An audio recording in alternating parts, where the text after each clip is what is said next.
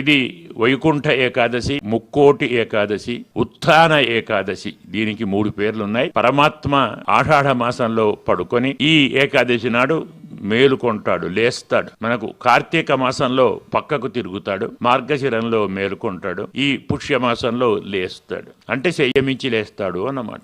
లేచిన వెంటనే పరమాత్మను చూడాలన్న భక్తి ప్రపత్తులతో 3 కోట్ల దేవతలు వైకుంఠానికి వేంచేస్తారు. ఆ సమయంలో ఉత్తర ద్వారం మాత్రమే తీసుంటుంది. అక్కడి నుంచి దర్శనం చేసుకుంటారు. ఉత్తరం అంటే జ్ఞానం, దక్షిణం అంటే అజ్ఞానం. జ్ఞాన మార్గాన పరమాత్మను చూడాలని చెప్పేటువంటి ఒకే ఒక పర్వ వైకుంఠ ఏకాదశి. ఇది వైకుంఠ ఏకాదశి, ముక్కోటి ఏకాదశి, ఉత్థాన ఏకాదశి. దీనికి 3 పేర్లున్నాయి. పరమాత్మ ఆషాఢ మాసంలో పడుకొని ఈ ఏకాదశి నాడు మేలుకొంటాడు, లేస్తాడు. మనకు కార్తీక మాసంలో పక్కకు తిరుగుతాడు, మార్గశిరంలో మేలుకొంటాడు, ఈ పుష్య మాసంలో లేస్తాడు. అంటే సంయమించి లేస్తాడు అన్నమాట.